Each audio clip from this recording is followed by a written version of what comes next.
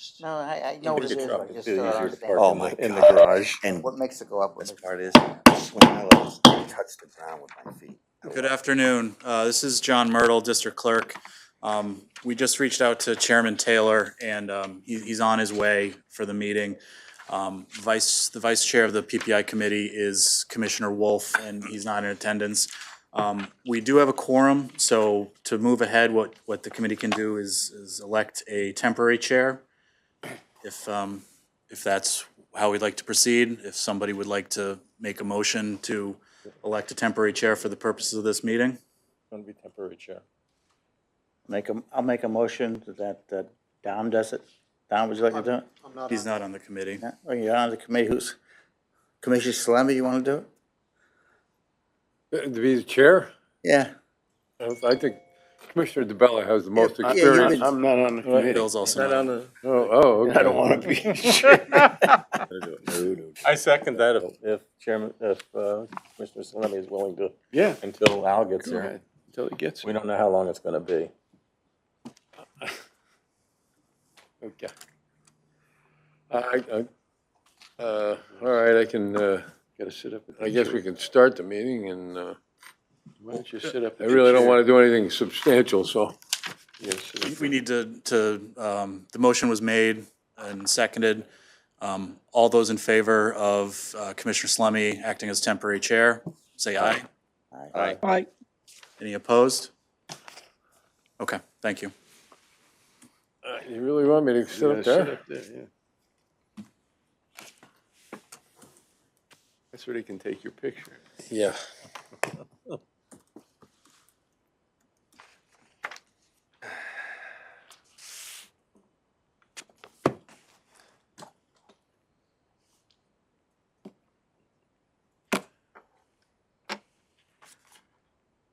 Okay, so the meeting's already called to order, and first item on the agenda is public comments relative to agenda items. Are there any public comments relative to agenda items? Any public comments relative to agenda items? Hearing none, move on to item number 3, independent consumer advocate comments and questions relative to agenda items. I don't have any, thank you.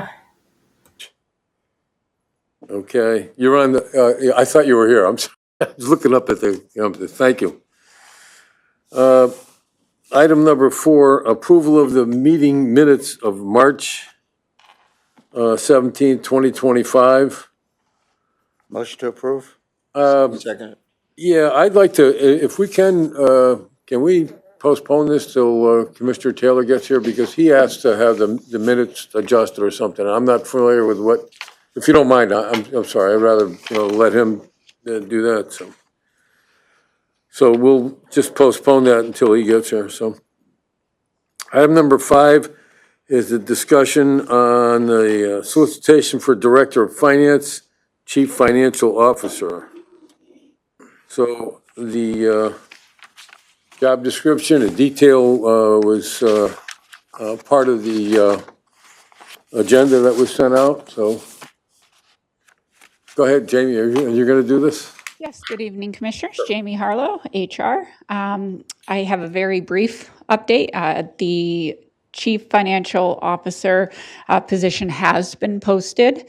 It was posted at the end of March, and it's still actively open and accepting applications through the end of this month. So it will close, I believe, on the 30th. We have gotten a number of applications, and we'll begin reviewing those at the close of the search. We may have some, since you put that in it was in the agenda, there may be some questions about the solicitation itself and the position. So are there any questions from any of the commissioners that are here? Commissioner Avedisian. Just quick question, is the description of the position hasn't changed? There isn't anything added, deleted, No, it has. same as, okay. It's the same job description that was last approved by PP&I and District Board. Good, all right, thank you. Okay, are there any other questions? I have a couple of questions for me. So I understand that it is the same job application. But just for informational purposes, understand this for everyone, because you may not have either been here or been part of this before. This is not this is the job itself. It's not a contract employee job. This is a job description. Am I correct about that? So this is it's a job description of a position, of a standing position here at the MDC. That's correct. It's a director level position, which also happens to be the chief financial officer. So it is not a contract position. It is a exempt staff position. And, you know, even though it has CFO as part of the description, it's no longer an executive level position. That was changed for the last one, for Bob Barron was here, it was changed at that point. So this position is not in the second level of management. It serves under CAO and not directly for the CEO. Is that correct? Correct. It actually is at the same exact level as the other director positions. It is not classified as one of the chief positions, even though chief is in the title. So, I mean, does anybody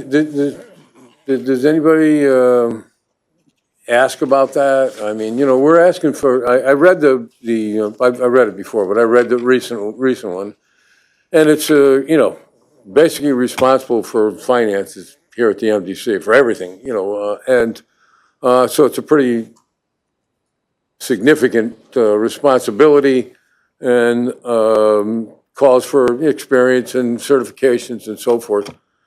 But you're not serving at that level. You know, it did before. I believe that when there was the CFO, at one point there were three. There was a CFO, the CAO, and a COO, and the CEO was on top of that group of three. So that's changed. So no one thinks that that's going to have an effect on who might apply for the job or you know. I'm just curious about that. So I know you made the change, Scott. Well, so, well, actually, the board made the change. So we brought to, at the recommendation of, and consulting with Cohn Resnick during the time frame 2019, we basically brought a new job description, which brought the CFO to the level of the directors to be reporting under the CAO. And we brought this to PPI, we brought this to the full board, and the board and PPI approved that. So that is how we've operated since 2019. And we're comfortable and confident at this point that we have had some insight in the market from consultants. And I've mentioned we've used Randy, what's Randy's last name?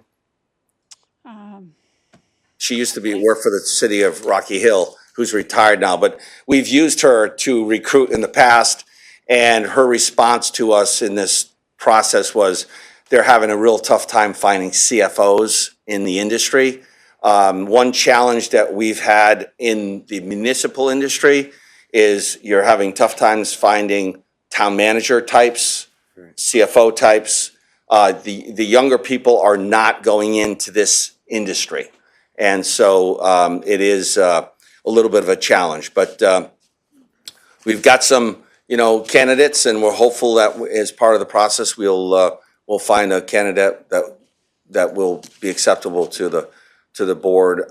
Even though this is not a chief position, the director positions get approved and appointed by the board through PPI. So we will obviously bring that if we select someone. As part of the HR process, we will bring that candidate to PPI and to the full board for their approval.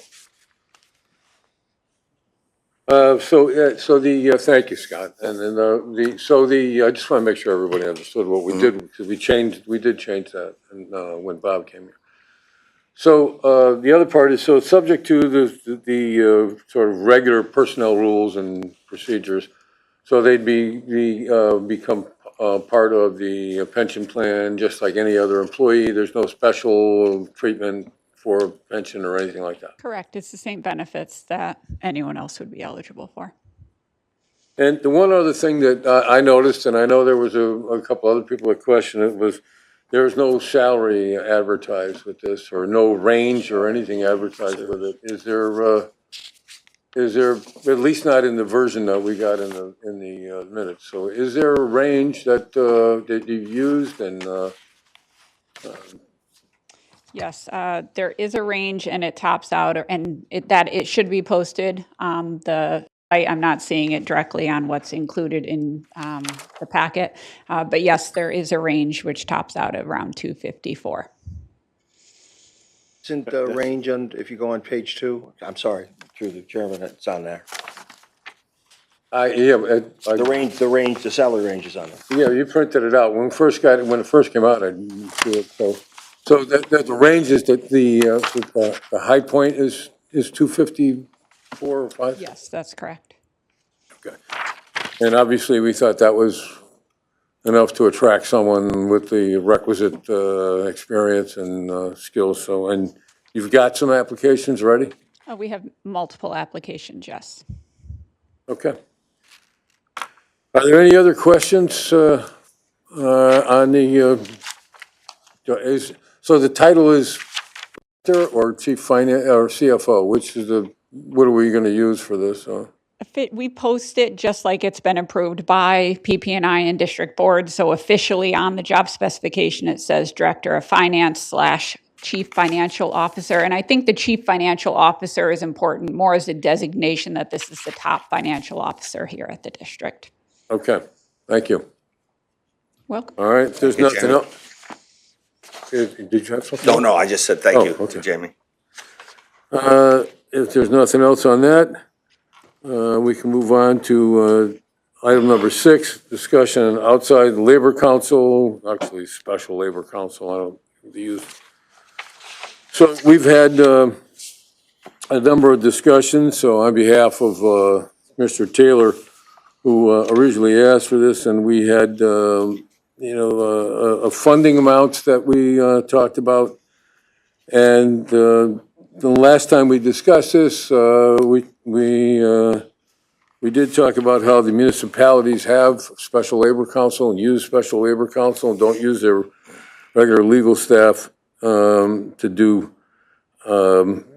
work with the bargaining units, either for negotiations on contracts or for the hearings and various meetings that are held with them. So I guess we can open it up for discussion again. I would like to, at some point, use the same job description or contract work description that we've used in the past, so that if we hire someone, they'd be able to work on any labor issue for us, and that there wouldn't be any, that it would be on an hourly rate. There wouldn't be like a retainer amount. So is there anyone that wants to continue with this part of the discussion?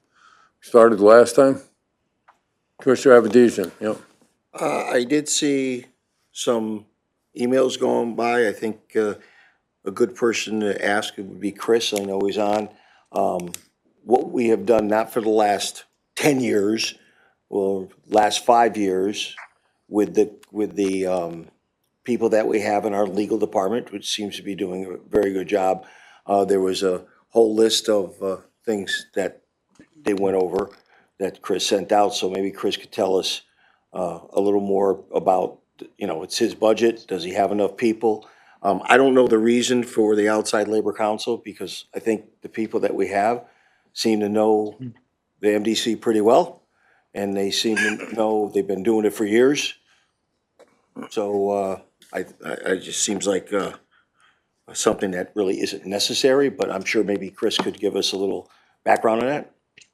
Well, I mean, first of all, you asked, or you're saying that our staff knows the MDC very well. Of course they do. I mean, they work here. But that doesn't mean that they're the right persons to do labor negotiations. I mean, that doesn't, if all the municipalities use a special one, it's not because they just want to spend some extra money on it. I think there's some reasons, you know. If you look at, you know, if so many people, all the municipalities use special labor council, the state of Connecticut has labor council that works for it. Most public agencies don't use their own chief of staff or CEO or whatever to negotiate contracts directly with bargaining units. They don't, and it's not just a choice, there's a reason for that, so. If you know, if someone else wants to comment on it, or if, I didn't know, if Chris Stone is on, he's certainly willing to let him comment on it, but I would hope that he would at least explain that part, that there may be reasons why we don't use the staff, and especially the management staff, to negotiate with bargaining units, but well, Chris, if you want to make some comment on that, I mean, certainly the staff that you have, maybe you can tell us who does most of the work with the bargaining units, which one of the staff does spends the most time with it, and then you can maybe talk about how that works. So. Sure. Can everyone hear me okay? Yes. Yeah. Yeah, absolutely. Yeah, go ahead. Well, for the most part, it's myself and John Myrtle who handled the grievance process, the unfair labor practice claims. Workers' comp is done through Workers' Comp Trust and Brian Wolinitz at Natalie and Wolinitz. He's been doing that for a number of years. In terms of the negotiations on contracts, it's been in my office, it's been me, and in large part, it's been CEO Jellison that have led the negotiating team.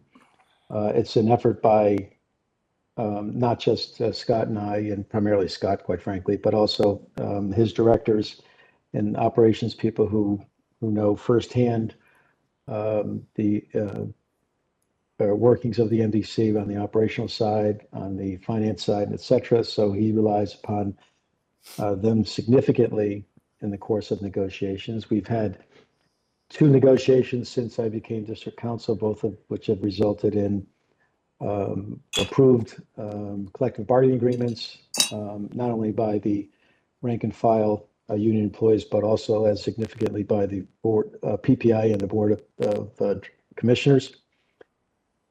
I'm not going to comment on every municipality and every agency at the state has separate labor council. I don't know if that's, I'm not suggesting that it's not that I don't believe Commissioner Salami. I just don't have any firsthand knowledge as to whether that's accurate or not. So I will tell you that we handled the labor work within my existing budget. I don't have a budget for ongoing contract attorneys for labor negotiations. But if that's what the board sees fit to do, then obviously that'll come with some work from the finance board as well. But as far as it being necessary, I don't see it. I don't think it's been, the need has been articulated. Certainly there's been no vote by the PPI committee to move forward with this.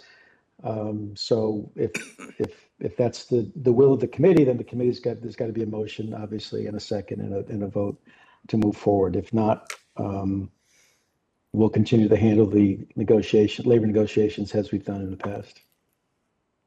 Well, I asked, and maybe you can respond to this a little bit, but so when we're not, like in this year, we don't have contract negotiations going on this year. So most of what the contact is about is the sort of day-to-day stuff that goes on. Who handles that from your office, Chris? I mean, is it you, or is it someone else in your office that does the meetings with the bargaining units? Well, anything that goes to the level of a formalized grievance or arbitration has been handled by, in my office, by John Myrtle. There's a lot of give and take between unions and NDC staff, particularly in the HR department, and Jamie and her people, that sometimes we are asked to weigh in and advise them, but oftentimes they handle those informal issues themselves and do a very effective job doing it. It's the rare occasion that grievances are filed, but there are some. You have the list, and that list includes not only grievances that were formalized, but also some claims that were resolved, and the resolution involved, in those cases, input from John or myself to get to that point. So that's where my office is, and I will tell you that we Yeah, okay. fortunately, And, you know, aside from we the have an issues HR of, department that does a yeah. very effective job on resolving issues before they get to the level of going to legal. Aside from the issues of, you know, like the size of the staff that you do have, and how available they may have, there's also the issue for the CEO's office too. I mean, I don't think there's any other issue that, you know, that Scott has not taken care of on his own. I think there's, you know, that Scott has, you know, as far as CEO, that he becomes involved in just about every one of the issues that's out there. And I think at some point, you know, there's only so many hours in a day, in a week, in a year that the CEO has available to work on issues. And you know, I think that with respect to the legal staff, it's the same issue that, and particularly if we come up in 26, I believe one of the contracts comes up in 26, and we start opens the contract, and again, you know, the demands on the amount of time that the staff has to put in versus, you know, the other things, the other responsibilities that they have, I think, is why, one of the reasons why, you know, other municipalities and public works agencies and state of Connecticut uses labor council. So I don't know if there's any other comments. Commissioner Curry. Thank you, Mr. Chairman. I've had the opportunity to serve on various statewide negotiations, and to my recollection, it's OLR, Office of Labor Relations, that conducts the negotiations, and they do not have or hire private counsel. And you're correct, Mr. Chairman, that municipalities, while they have their own corporation counsel, they at times hire private labor counsel. Board of Eds hire private labor counsel, at least in East Hartford, simply because they perceive there's a conflict of interest if they should use corporation counsel with the hat that person wears. But I think there's a misconception, at least in my mind, of what a private outside counsel will do as it relates to negotiations. And the fact is that in the dozens and dozens of negotiations I've participated in, they're just more of a facilitator to make sure things are going smoothly, fairly, everybody's behaving themselves, recess when needs to be recessed, go into your private corner, make sure that your lists are changed, you know, the process is adhered to. They're not really negotiating, because that process, the bargaining unit presents their issues, and management presents their issues, and they exchange them, and then they go to the table and start negotiating those issues, compromising, yes, no, whatever. But the private labor counsel is not really doing the negotiation. That person, he or she, is just making sure that the process is adhered to, and that nobody is out of control. I mean, it's as simple as I can make it. So that's just my opinion. Well, yeah, I agree with you. You know, I served as a deputy commissioner for the state of Connecticut, and really was in charge of the entire division for 8 years, and I never once was asked to be at a hearing or a negotiation or anything, because management doesn't, they don't use management to get involved in that, because they have folks that are professionals that are doing that, so. Scott, Yes, go ahead. thank you. Yes, sir. Could I just, Yeah. before you, Yeah, go. Scott, Yes. around the table at the statewide negotiations, there's probably, at the many I attended, there's probably 20 management people there from the various agencies. HR managers mainly, primarily, representing management. So I'm not sure, management's always, there's been tons of people there, management at the table of every negotiation I participated in. I'm not, you know what I'm talking about. I mean, yeah, there's HR people. I'm talking about the people that are designated as the manager of the department, but Okay. I'm not suggesting that management doesn't have a role in it. I'm just saying that they don't do the actual negotiations at the state, so go ahead, Scott. Yeah, thank you. And I would suggest the way in which the MDC negotiates the contracts, and I am heavily involved along with Jamie, my staff, Chris Levesque, Kelly, Kerry Blardo, all of my staff, the direct reports, directors are engaged. We are the model. So using somebody else as a model is a bad example.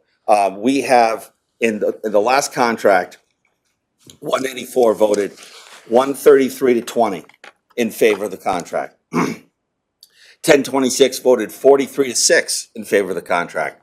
And 3713 was overwhelming in favor of the contract. We don't have those exact numbers, but the president of the union said it was overwhelming. So we are actually the model of how we should be negotiating. Prior to 2015, prior to the multitasking job description negotiation, which I negotiated with Bob Zeich, we had outside counsel. And I spend more time, and staff spends more time educating an outside counsel as to how we do things here. Whereas Chris Stone being here 30 some odd years, John Myrtle being here a number of years, and working together, we come up with a great solution. The last couple of contracts, 15, 18, and this recent one, 22, 23, was a great contract, not just for the employee, but for the MDC. And so we have changed the dynamics of multitasking job descriptions. No outside counsel would have had any clue, because I had one with me when I was trying to negotiate the outside counsel. Negotiate the multitasking, and we let that attorney go because he was interfering in the process and getting to the point where we need to be. The model should be, I spend 50% of my time on HR-related issues. Why? Because you can't get the work done if you don't have the people doing the work. It is the most important issue that you can focus on in any company. Jamie mentioned the other day, and I've said this 1,000 times, there was an article, and I don't know where it is, but we'll send it out. And it was an article that talked about, why does HR not report to the administrative arm or the operational arm? And it's because it's a strategic issue. It is strategic. We're constantly managing a strategic problem to make sure that we have the people that can actually get the work done.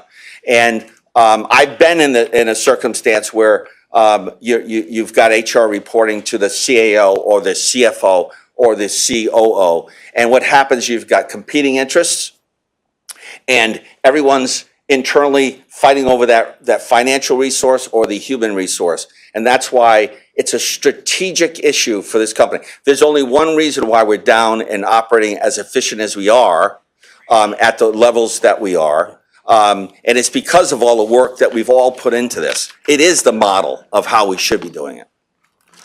Well, I would just, Scott, I don't think anyone, and I know I've tried to respond to some of the other comments too. I don't think anyone, I'm glad you mentioned that the vote for the contracts that, was overwhelming in favor of the contracts that were negotiated here by the staff.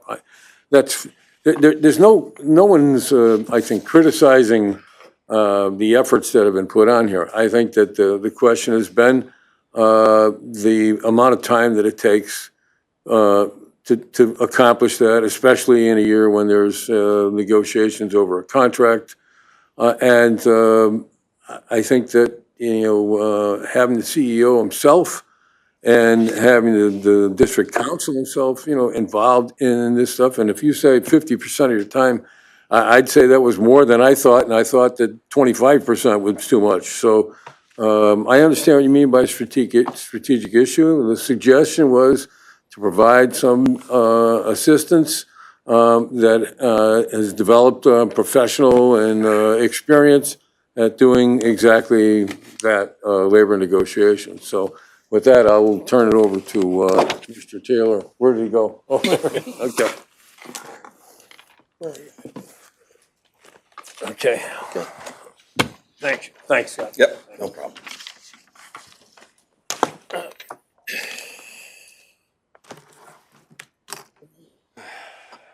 What item? We're on Labor Council 6.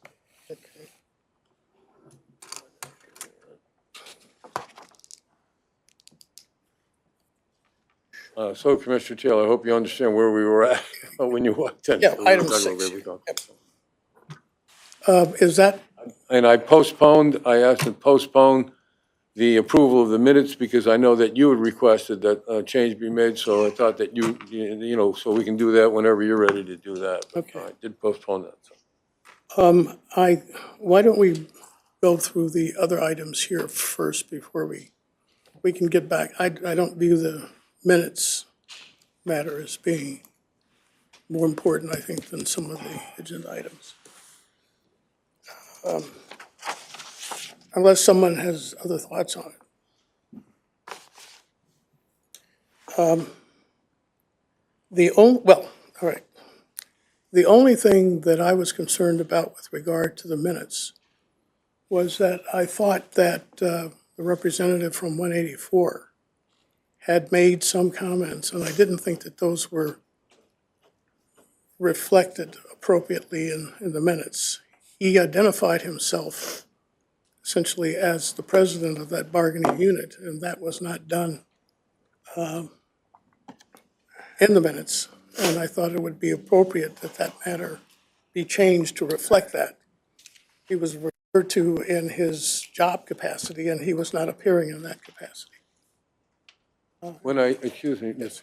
Chairman, so when I saw that you had requested a change and everything, I went back and watched the video, and I thought that the change was appropriate. I thought what you asked was appropriate based on what was in what you could hear and see in the video. So I did think it was appropriate. I didn't have any other comments on the minutes or anything, but I did think that the changes that you proposed were correct. Well, that was the only, I'm sorry, Mr. Just gonna say, were the minutes that the most recent issuance of the draft of minutes corrected to what you wanted, where the mention of Well, the president of 184? So what's before us is the corrected? Well, it mentioned him in his job capacity. I don't think that he even mentioned that. Now, is that a matter of the clerk's discretion to reflect that in the minutes appropriately in terms of his job classification? I'm looking where it says the president of 184 wanted to clarify comments. He stated both times employees. He said they had 184 numbers on call every weekend. So I assume that your request, Attorney Myrtle had made the change, and that was what was before us. Okay. Well, if that change was made.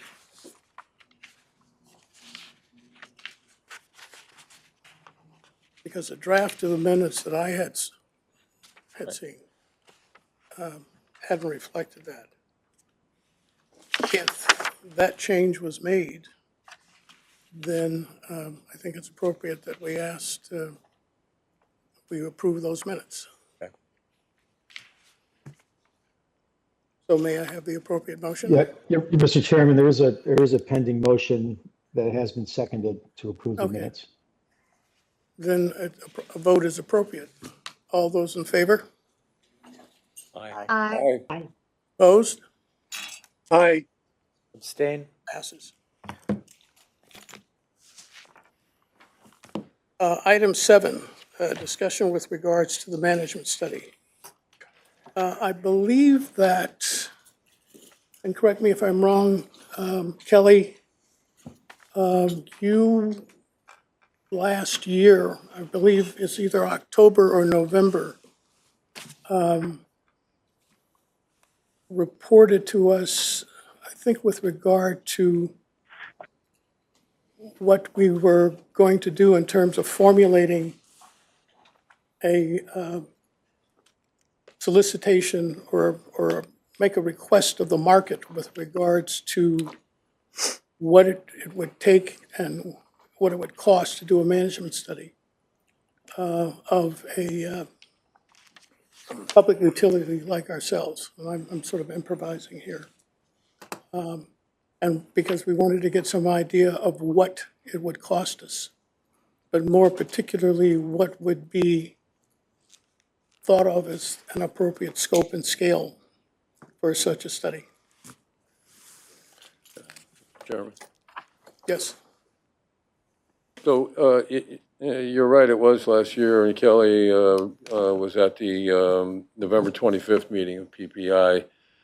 And so the minutes of that meeting basically say that she explained the market research conducted about developing a scope for a management study. So that's what we were expecting to get back. It's been a while, but we're hoping to, at some point, to have a scope that would basically define what a typical management study would produce, with respect to a response.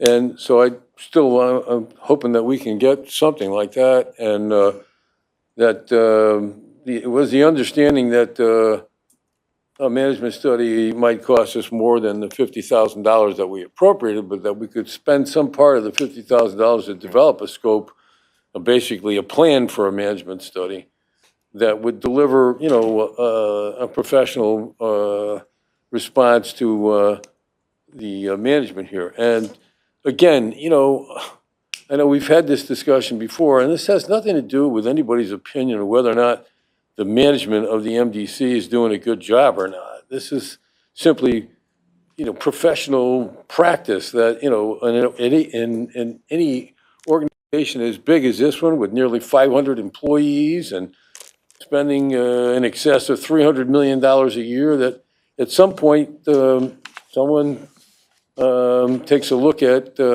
how the operation is going and says, hey, you've got a great organization and it belongs the way that it is, and it's doing a great job, or you might make an adjustment here or there and produce a better effect. So, I mean, I think there's just little things that that in any management study you'd see. For instance, the ratio of supervision to working staff. Do we have too many supervisors? The right number of supervisors? Enough supervisors?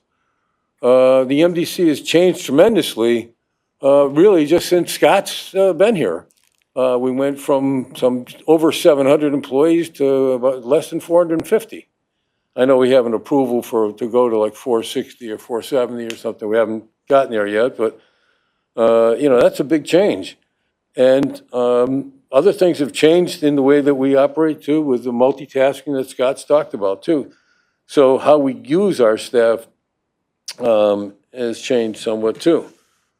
So I'm hoping that we can, that staff can give us some sort of indication of how we can do that. How can we get the scope of a really good management study for a public works agency like the MDC in front of us? Do we have to pay for one? If we did, at least we can see that, and we can decide how we want to go forward with it after that.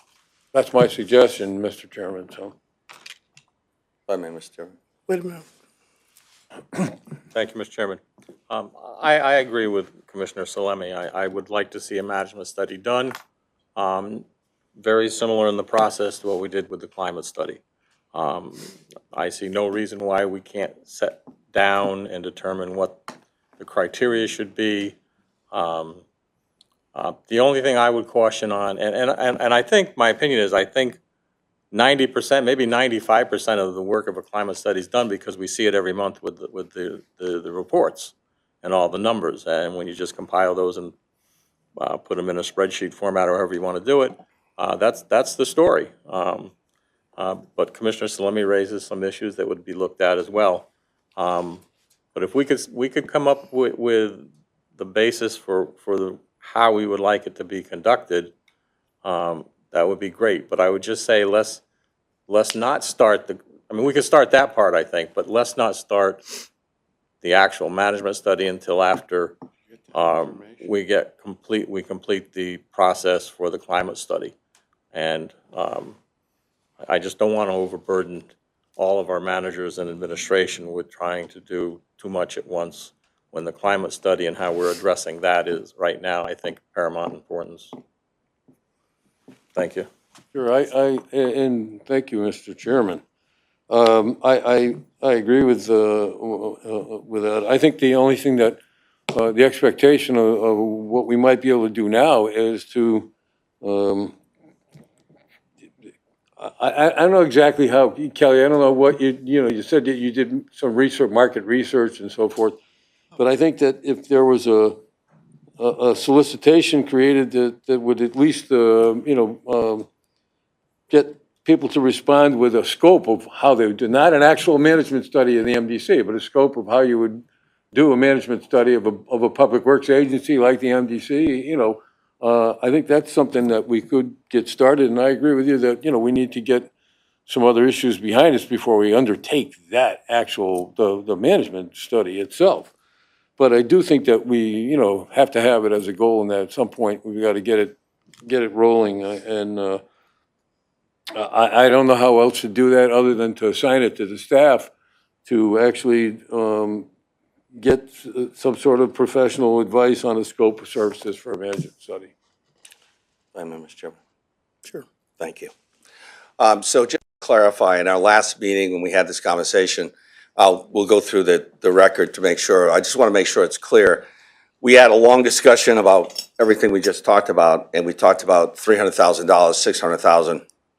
And from my recollection, it was a no decision was, we did not get direction to do anything except the board, correct me if I'm wrong, Kelly, right? The board was going to decide what it wanted to do. So we didn't have a to-do list item for today. We are happy to do whatever the board so chooses. I agree with the chairman. You've got to finish the climate survey. Why wouldn't you want the climate survey information as part of a management study? The strategic planning document should be part of, it is part of the stepping stone for a management study. But the decision on what the management study is very important because that determines price. So it's very difficult for us to understand what the board's looking for us to put on an RFP or an RFQ/RFP to understand what is the scope. Because the scope can be 50,000 or it can be 300 and some odd thousand. The report that was done in 2003 was 300 and change, escalated up to today's dollars is 600 and change. So we need to understand, what is it that the board is looking or the committee's looking to achieve in whether it's a preliminary study prior to the management study, but the scope is really important.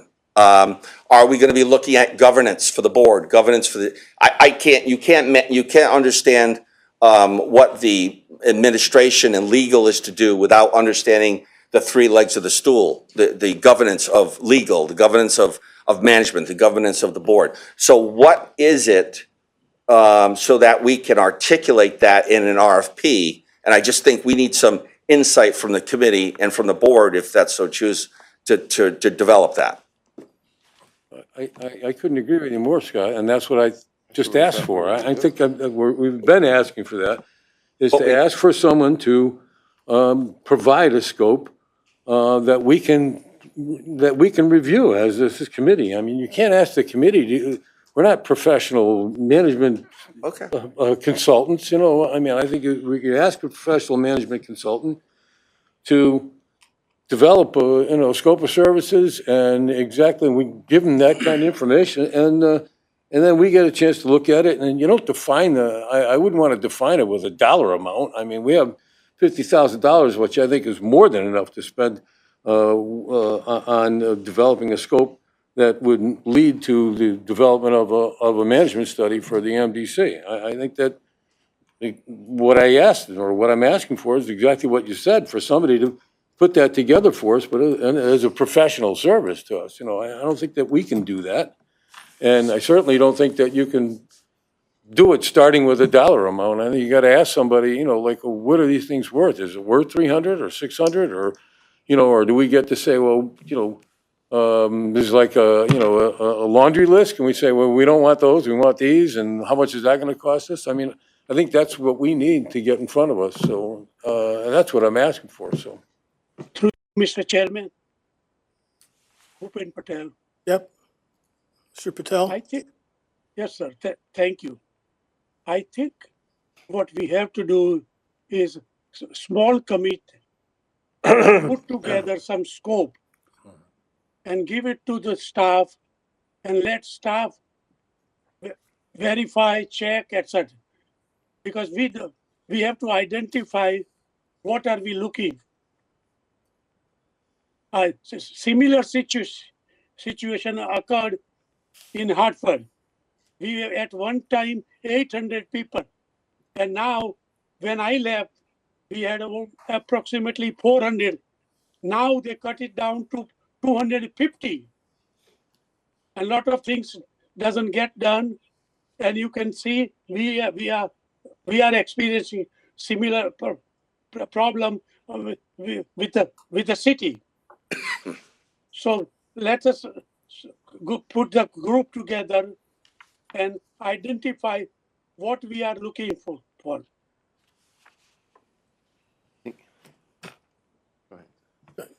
Thank you, Mr. Chairman. Through you, Thank you. may I ask a question of the clerk? Sure. Okay. John, while the agenda says discussion remanagement study, would it be inappropriate for motion to direct staff to do something, since it doesn't say discussion, possible action? This is John Merrill. No, that's fine. The agenda doesn't have to state the action, as long as the motion is germane to the topic. So a motion relevant to that agenda topic would be in order. So I hear, you know, everybody saying that we're kicking this down the road without direction, and administration saying we haven't given direction. So if we can make a motion, Bud, maybe you'd like to put that in the form of a motion. But before I said, I should have, you know, Scott has said we're the poster child for water companies, and I have to believe him. I can't say that because I don't have knowledge of how other water companies operate, but I think we have a great story to tell. And I have no problem with telling that story through a management study, as long as it's a management study we want and it's affordable. So, yeah, let's put a motion to start the process. You know, I have to agree with you, you know, and in a way, maybe, you know, I don't know if you even intended that, but you know, it's been many years that I've been the chairman of the Board of Finance, and each year we meet with, and lately it's been a little different since COVID, because we don't meet face to face. We don't have, the meetings don't have the same kind of organic kind of thing that they used to have with the towns. But, you know, I've been there where towns have, and I think honestly, but, you know, question the, you know, the management of the MDC, or questioned our, you know, the philosophy of whether we, you know, had enough employees or too many employees, or whether we paid our employees too much money. I think that our management team has done a great job, you know, in working with the commission, and certainly with the Board of Finance, to respond to those kind of issues. But I think that you know, a consultant who, you know, does this professionally and a study produced that way, that would show, you know, just how good the MDC is at all of this stuff, would be a great way to answer, you know, those questions when they come up. And they've never gone away. They, you know, sometimes more intense than they are at other times. So I'd appreciate an opportunity to try to create a motion, I don't know, on the spot. But I would say that, and we would direct this, we'd like to move to direct the staff to produce a solicitation for consultants, professional consultants and management study to produce a scope of services and a plan for a management study for the MDC. Not the actual study, but a plan for the study. How should we conduct the study?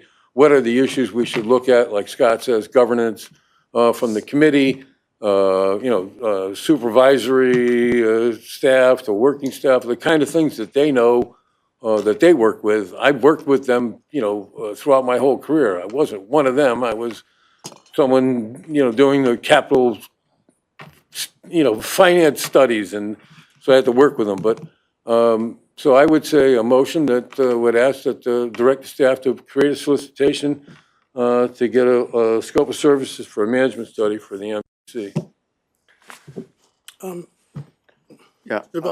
Again, I think we've been through this. We put $50,000 up to look at a management study. We've done them in the past. We've done 3 or 4 of them since I've been here. And I think it's best practices within the industry we should look at. I don't think it's in any way a reflection of concern with what our staff is doing. The bottom line issue is, I think we spent, almost 6 months going through a detailed presentation to the board on what we do and how we do it.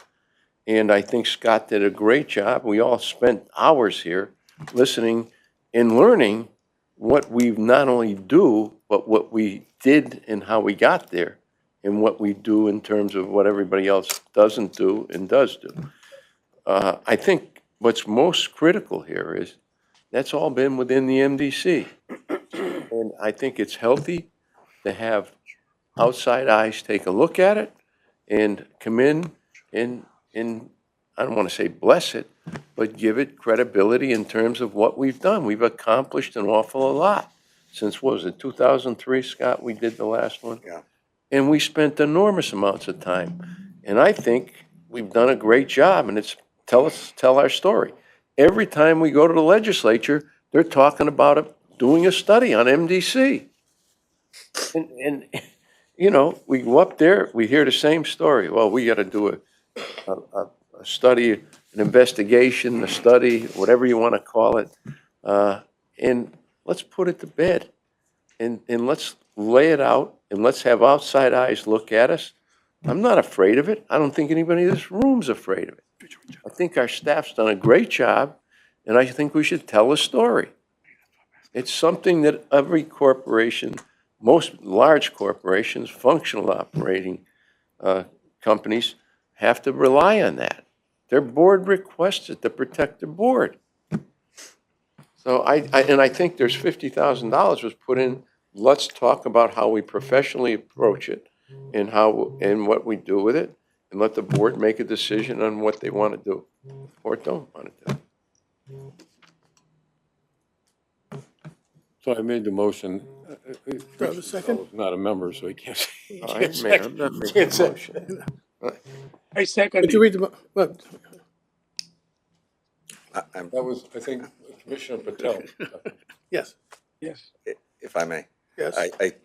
I apologize, but I need to clarify, because I heard a bunch of different things. I heard hiring a consultant for under $50,000 to develop a scope for a management study.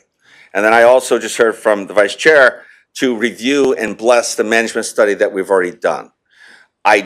My question is, I don't think you're gonna get both of those for the 50,000. So I'm really looking, I apologize, but I'm looking for guidance here, because we are confused. I'm confused, and I know my staff is confused as to what the committee is actually looking for. So if you're looking for us to hire a consultant to develop a scope for a management study, or do you want to include as part of that reviewing the management study that we performed internally? I don't think that was part of my motion, Scott. So I'm not I confused. understand that, but Bill was just, actually, why don't you explain what you were doing, Bill, because I'm saying you're checking the motion anyway. I'm not saying that the $50,000 is going to be the function and cost of doing it. I'm saying let's get, as you presented, Yep. what you want for your staff. And I think what we've got to do is talk about what that scope is, where we're going and how we're going to do it and what it's going to cost. Then the board can, we're not experts on that, Scott. You know, I'm just trying to clarify what the scope, what this committee's looking for. We had a second to the motion. Commissioner Patel seconded my motion, so that's the scope that we're talking about, what I said. So It's my understanding here that basically what we are looking for is that we're going out to the market to ask someone, we're not asking them to do a management study. no, not at this point. But No. what we are asking them basically is looking at this company as someone who's an expert in management studies. What kind of management study would you recommend that be put together for us? And what areas or aspects would it cover? The scope and scale. All right, and basically it would then be the responsibility of this committee and the board to look at that and then make some determination at that point as to what we want the management study of this company to look like. And at that point, you then go out and solicit and look within the marketplace to make a determination as to what kind of response you're going to get and what people are telling you in terms of the price tag they're going to put on that. But initially, all we are trying to do is to formulate, basically, or to create some idea as to what we want that study to look like.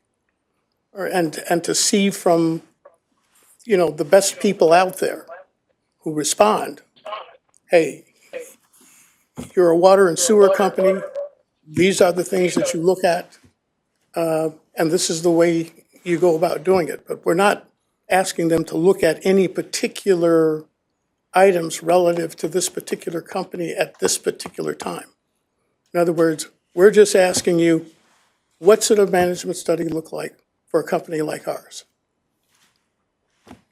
I think that's the nature of your motion. What would a comprehensive management study for the MDC look like?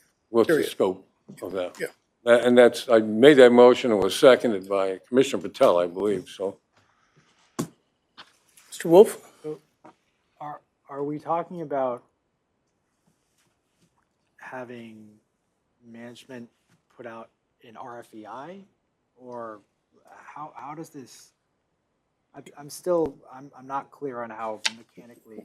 Well, what you're asking the market basically is, what kind of study would you recommend? I would imagine that our solicitation would include some data in terms of the size of this company and what it does. And then after that, there would be a question as to, if you were going to conduct a management study of this entity, to your best knowledge, what would it look like? And that's the kind of thing that basically we would hope would come back, so that we would have maybe 3, 4, I don't know, depending on how many people respond. And then we as a group would then look at it, discuss it, and decide which way we want to go. But we're not talking about a specific study at this point. We basically need to understand, how do we want to formulate the study? So that's basically, we're talking about, I think, scope and scale. That's all we're talking about. We're not talking about looking at any particular area or any particular aspect. What's the scope and scale of the study? If I could, And also what it's going to cost. if I could, Mr. Chair, just to follow up on Commissioner Wolf. So are we asking staff to go out for an RFP? I hope Commissioner Wolf, this is where I'm going. Are we asking staff to go out for an RFP to say, we are looking for someone to design the scope of a management study for a water and sewer utility? Is that what we're asking staff to do? Pretty much. I'm just trying to clarify, because I think that's where we're trying to go, isn't it, Commissioner Wolf? Was that your question? Like, That's pretty close to exactly what I said. That's what that's what we're talking about here.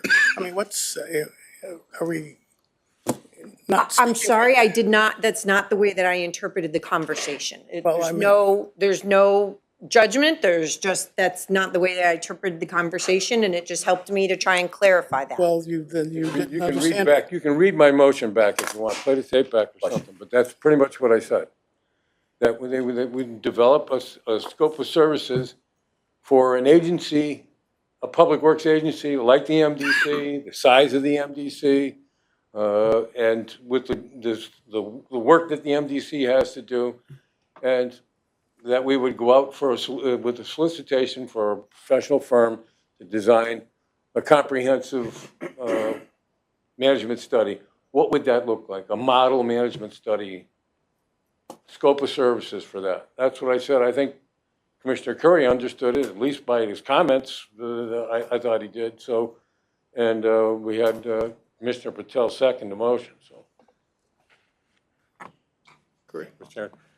And while I appreciate Commissioner Wolf's question, I think that could be step 2 or step 3 once we determine. Basically, the simplest, and correct me if I'm wrong, but we want to hire an expert to work with our staff to develop an outline for what a management study should be.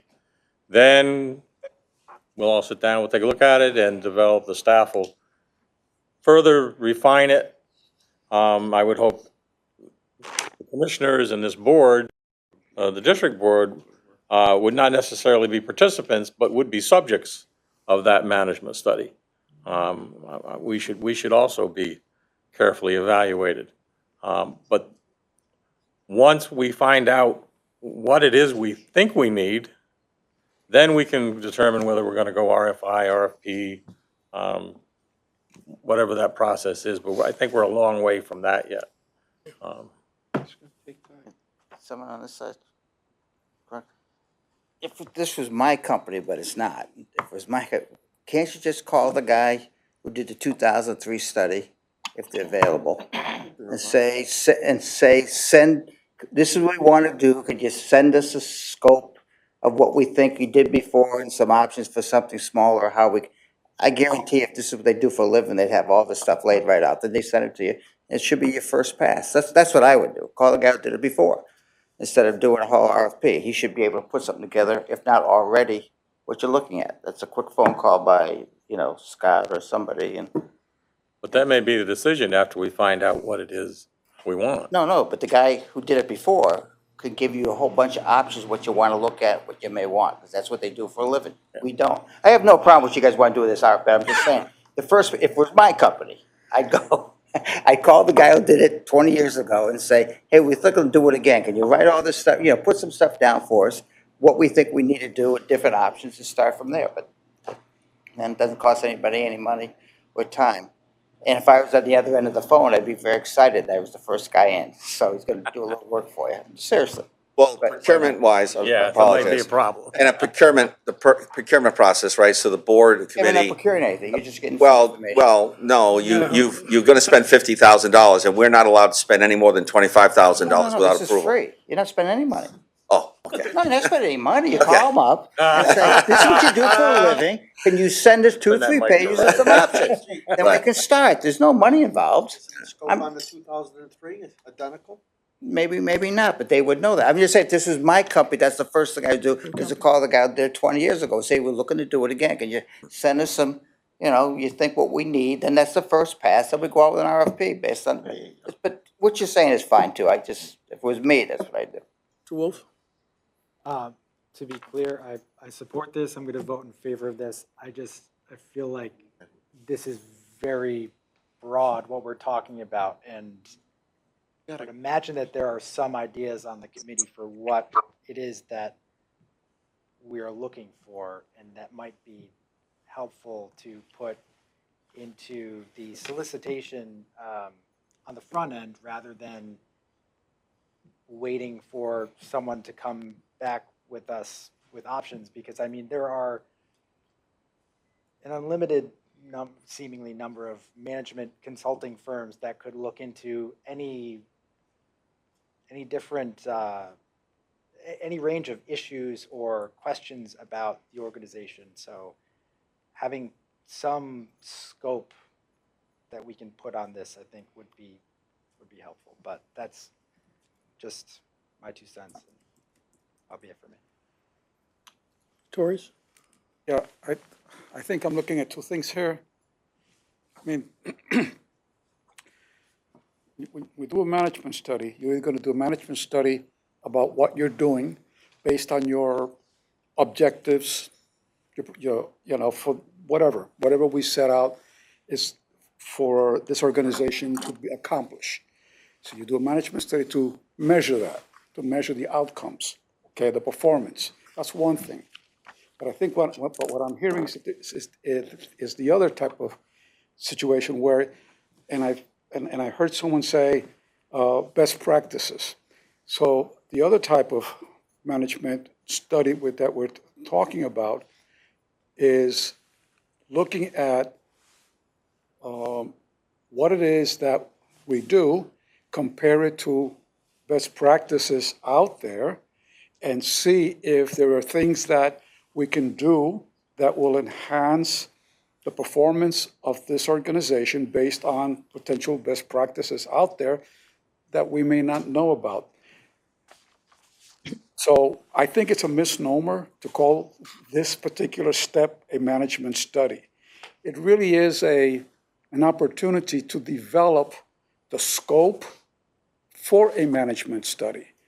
That's what and I think that's where we're getting this confused. It really isn't a management study. It's to develop the scope of what we want to do, achieve in that management study down the road. So that's a two-step process, but I think it's a misnomer to call it a management study. It really is hiring basically a consultant or whomever to put together, those milestones, those best practices, how do we do it and how do other people do it? And is there room for improvement within that? I mean, I may be wrong, but I think that's what I'm listening to and kind of think that's where we're going with this.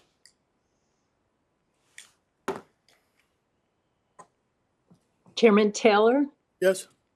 through you, I'd like to build on that comment. And also I want to echo whoever mentioned before the need to move forward with the strategic plan, which I know is a considerable demand on the time from our staff. And I am concerned that if we start asking them to kick off this exercise to sketch out what a management study would look like, that is going to completely derail our ability to do the kind of things that we need to do to complete the self-assessment, to really understand where we are relative to our peer companies. So I think that should be, selfishly, from the strategic planning committee, I hope that would be a necessary first step before we start taking our staff down the path to lay the groundwork for a management study. I'm not opposed to a management study. I just think there are limited hours in the day, and we need to prioritize what we're demanding of our team. Mr. Chairman, I think I specifically asked that we create a solicitation for someone to tell us what a comprehensive management study of MDC would look like. We didn't ask the staff to do that, so. Yes, Not asking the staff to do that. And the motion, it's been made and basically seconded. still on the floor, and I don't know, I think at this point, we should just call the question on the motion. The motion was to have a solicitation created to go out to find a professional consultant to develop the scope of a management plan for the MDC. I'd I'd like to call the question if that's possible, so we can get this kind of over with. Call for the question. All those in favor? Aye. Opposed? No. No. Not quite sure. Let's have a roll call vote, please. Wait, hold on, John. John, hold on. Is there a motion to call the question? Yes, there was. I asked him, Was I that- just said, a motion to that's call the fine. question. Yeah. Was that seconded? No, No. Yes.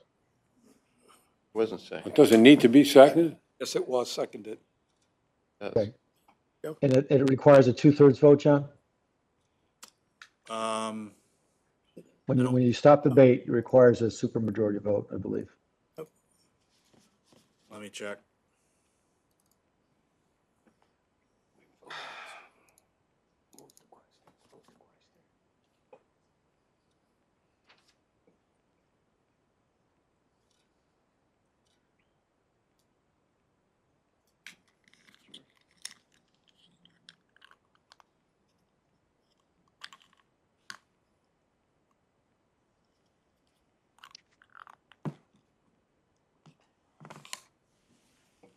Yeah, 2/3. Okay, so, and the chairman wants a roll call, so you can call, unless there's something else, you can call the roll. Excuse me, Mr. Chairman, what are we voting on? Closing the Closed question? debate. or Closed these- debate. Close the debate. Closed debate, okay. yeah. I was voting the wrong thing then. For the roll, to call the question. Avedisian, I'm gonna say yea. Curry, No. Desai. Commissioner Desai, are you still on the WebEx?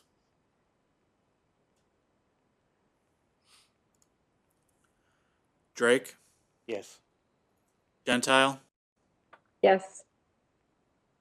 Lester, No. Magnan, No. Patel, No. Salemi, Yes. Stuber. Commissioner Stuber, have you joined the meeting remotely? Wolf, No. Mr. Chairman, can you verify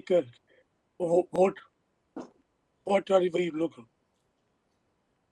verify what? Verify the vote, Commissioner? No, what are you? What is the motion? It's to call the question. Call the and- question. And debate. Commissioner Taylor, Yes. it's 5-5. So debate continues. Scurry? Thank you, Mr. Chairman. And it's the last comment I'll make on this, but Commissioner Torres, I think, said it well. Scott said it well. Commissioner Gentile said it well. You know, this is just the beginning of the development of a possible management study. This could happen, how long did it take us once we started this process for the climate study before we even went out for the RFI or we got to that point?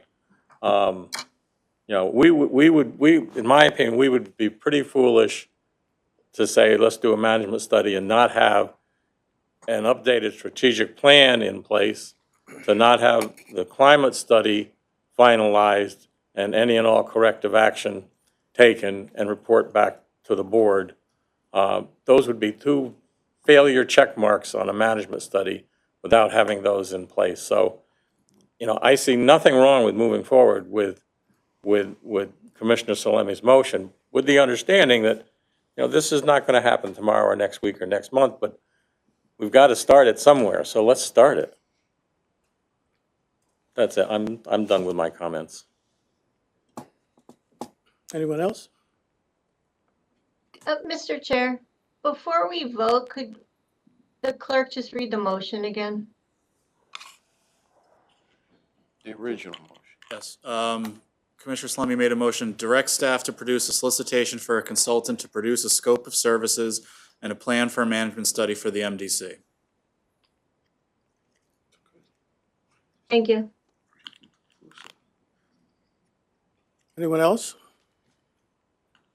I think it's appropriate for us to vote on that matter. Yes? There's no further discussion? All those in favor for Commissioner Salemi's motion, which has been made and seconded? Aye. Aye.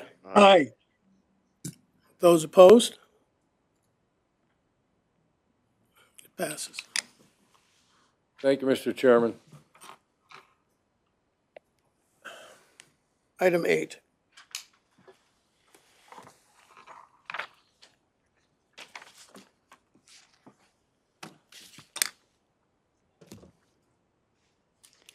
Good evening, Commissioners. Jamie Harlow again.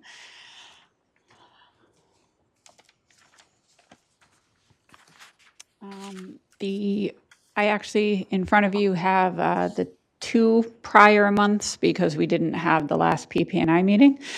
So the prior reporting on vacancies, it's kind of a snapshot in time, so it's ever changing based on whatever phase we are in the jobs. But I'll say based on, what you have in front of you for the monthly report, we have 16 active recruitments, give or take.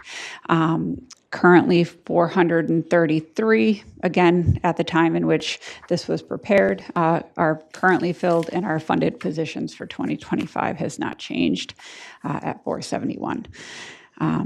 Again, we have recruitments at various stages of the process, and the vast majority of our positions are posted both open, and then which means we can have internal and external candidates apply for those positions. Any questions specifically on vacancies? Yeah, Jamie, thank you.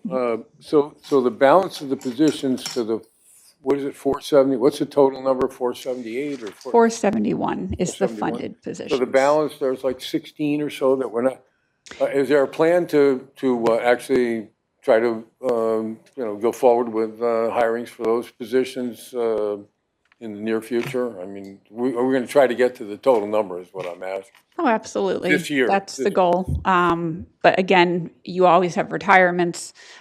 We have resignations. We have any number of factors that can go into the recruitment process. But yes, we are always recruiting for jobs.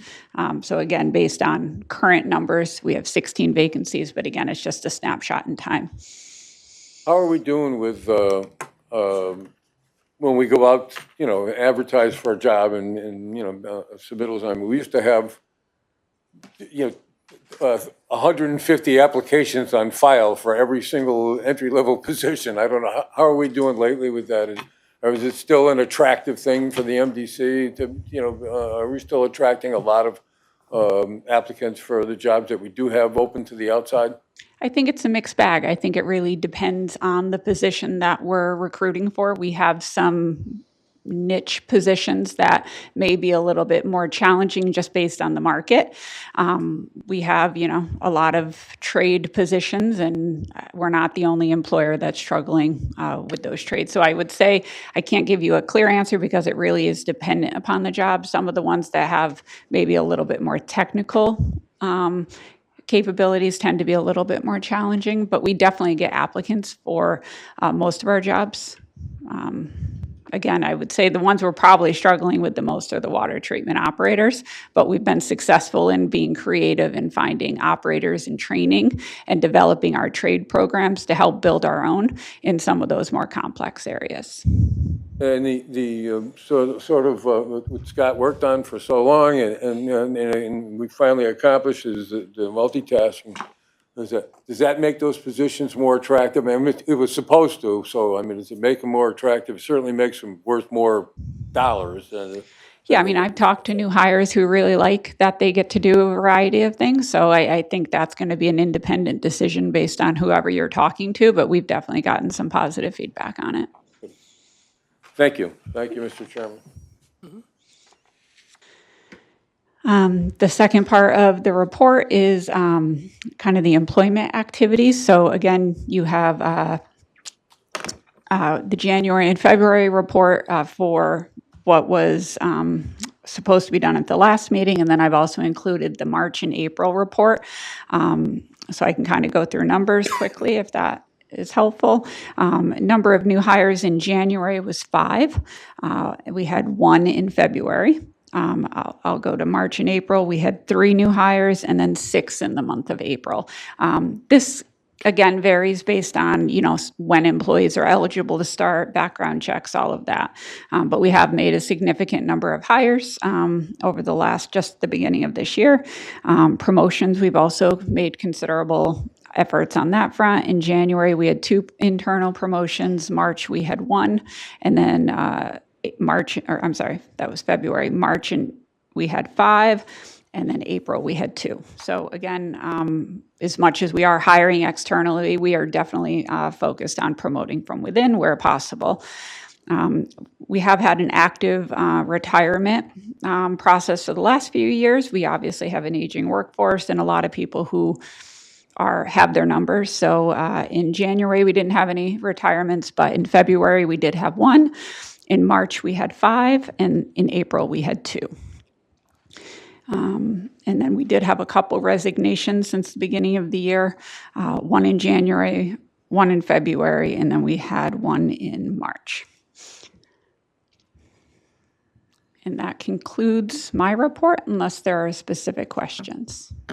Yes, Commissioner Taylor. I've noticed in the reports with regards to grievances that 184 seems to be the only bargaining unit that has grievances. Is there any explanation for that or any reason for that? They are the largest union, but I don't really have an explanation for why 184 has more grievances over the other 2 unions. We meet with 3713 on the monthly basis as well. Well, and who represents us in these grievances? I mean, is that internal staff or? Internal staff, HR handles all of the internal grievances. Once again, Chris Stone had commented on this earlier. If it goes to arbitration, we work closely with the legal office to defend those. And from the legal side, which of our lawyers are appearing, representing us in the grievances? So HR works closely with legal. We'll talk to Chris Stone if things come up and we need a legal opinion. John Myrtle is the one who will go to arbitrations with us. Okay. So John is the lawyer that's representing us in the arbitration? If it goes to arbitration, yeah. And is there any situation where we have to have legal representation? And who is representing us from the law department? Yeah, Jamie, go ahead, Sure. Jamie, I can respond to that. If you don't mind, Mr. Chairman. No. I didn't mean to interrupt you. I apologize. But to the extent that there's not a conflict, John handles the grievances. If there's a conflict, there was one grievance in which John had to serve as a witness. I was a potential witness. I was never called, but rather than wait to find that out, we did retain an outside counsel to represent the MDC. But absent that conflict, we handle those in-house. Okay. Thank you. Thank you, Mr. Chairman. What occupational grouping does 184 represent? Our laborers. Our laborers.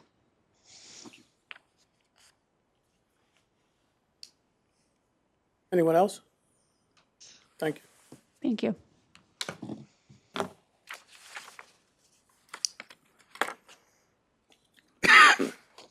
opportunity for general public comments? There being none, Commissioner requests or consideration for future agenda items? Mr. Wolf? Yes, I think it'd be helpful to have a brief analysis of any impact of presidential executive orders or other actions that might impact our federal grants as they pertain to DEI or affirmative action practices. Let me respond to that, please, because I think it's important that for those of you who were not here, we did a fairly extensive disparity study and probably had some of the, well, one of the best law firms in the country supervise and head that up for us. Essentially, I have to be careful how I say this. We really didn't wind up with what one could characterize as an affirmative action program. It was, I think we need to go back and take a look at it and be very, very careful about it. Because I think everybody thinks that that what we're, the basis upon which we're operating is an out-and-out, full-bore affirmative action program. That's not the case. That's not the way it was laid out. But we should go back and take a look at it and review that. Because we were very much concerned at that point in time. Richmond was the law, remains the law, as far as the Supreme Court is concerned. And we were very careful not to run afoul of that. And I think that that would probably give some people, and probably others not, the manner in which we laid our program down here.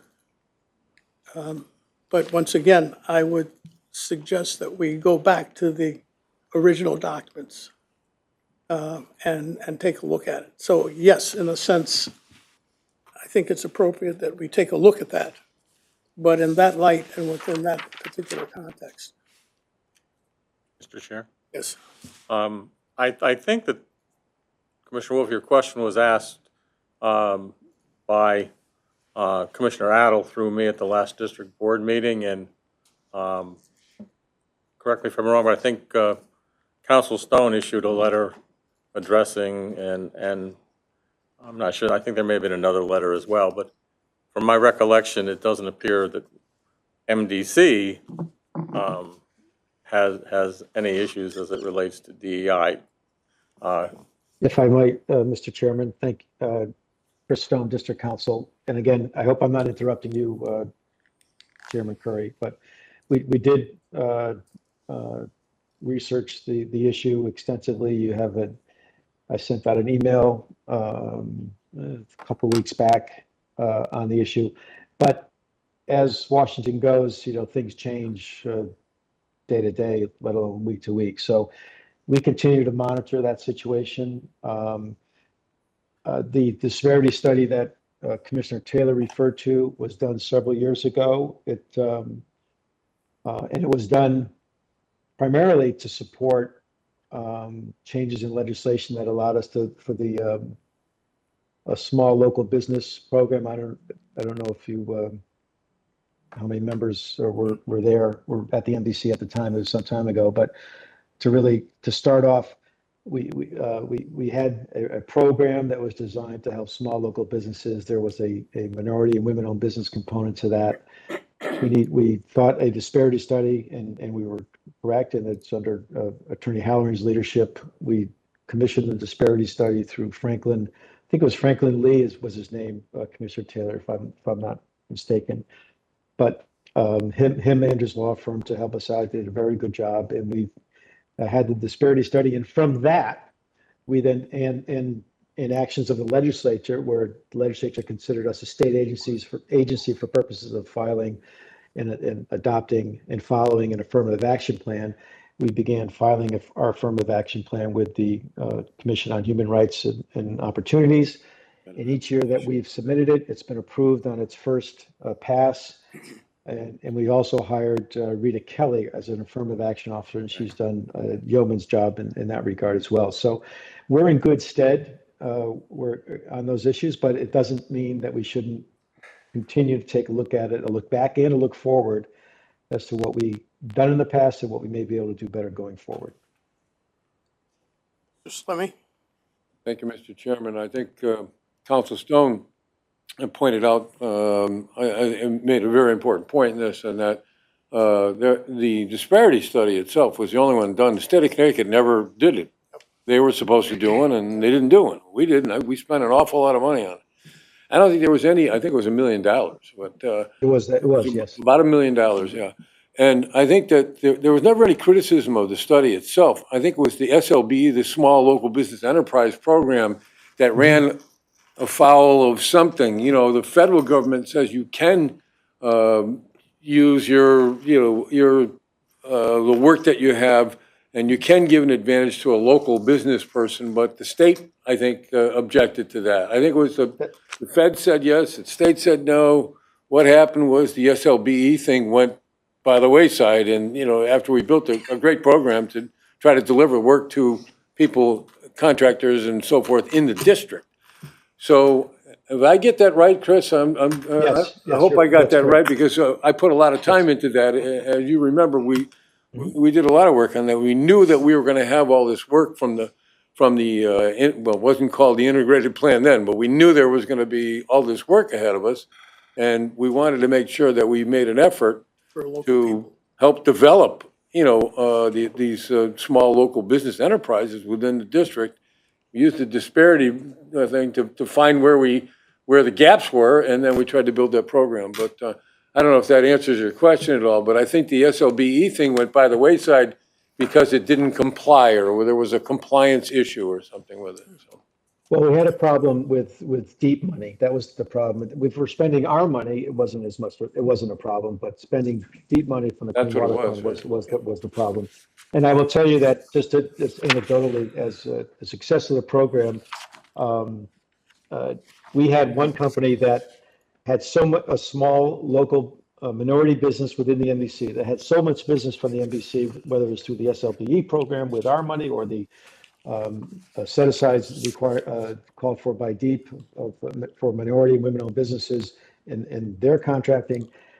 They got so big they were no longer a small business, and that's a success story. And that was a type of thing, as Commissioner Salani points out, that we were trying to promote within our 8-member towns, and we saw real success.